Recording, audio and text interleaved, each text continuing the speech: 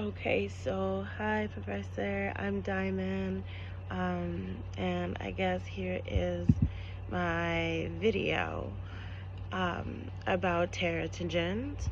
That's the one I chose, and how it develops and what the outcome it may have on people. Um, so with teratogens, there are different type of impacts. One is the biological impact, social impact, and it's not social, psychological impact. Um, so the teratogens will basically mess up with the uh, fetal's growth from the womb. Um, it happens because of like alcohol or drugs. Um, it will cause infections. Um, so basically, the baby, it would be exposed from the pregnancy, and the teratogens will affect the baby um, from the first stages of the womb, and it can cause basically problems in their body. So biologically, it can be passed down that way from the mom, from the womb to the baby. Um, the physical, psychological impact would be more of, just not affecting the body, but also affecting um, the baby's brain and how the brain may develop, and like how they may emotionally develop. Um, Sorry about all the ums, this is kind of hard. Uh, so they may have like trouble expressing their feelings, dealing with their feelings, learning and controlling like their behavior, um, just making things a little bit more difficult for the child.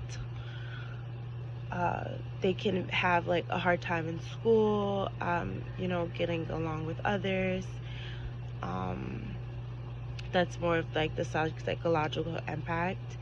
And then there's like the social impact. And from what I remember, like of the biosophical model, like the social effect would basically affect like the child's family and the mother's family, the people who surround the child.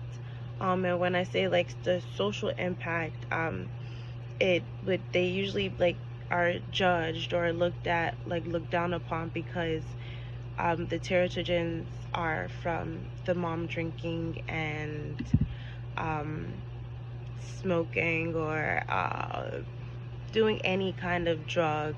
um, they are less likely to support or to give help, because this subsistence, um, and how else? What else? So they don't really see sympathy from that standpoint. Um, and also like one of the big things that I do remember was teratogens that can cause long term and affect when they're older, is the ADHD.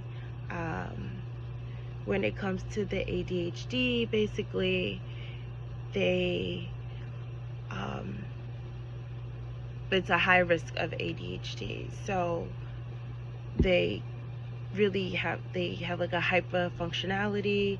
They have a harder time paying attention. They become impulsive as well. Um, and they're not as able to perform as good in school. Um, it can affect like their day-to-day function and making it difficult for them to focus. And so the ADHD is high risk to teratogen that does happen. Um, that's most of it. And they also have like the functioning of um, like their development is like a little bit slower with the ADHD, and that's how it pretty much affects them. The teratogens as the fetus, on its way to adolescence and to adulthood. So, with that being said, teratogens are substances that disrupt the development of the fetus, and uh, that's basically it. It can be critical on the fetus and on the baby and the rest of their life. Um, and so it's extremely important to avoid those teratogens when you are pregnant as best as you can. So that's pretty much all I have, and I hope I was able to explain it as best as I learned it. Bye.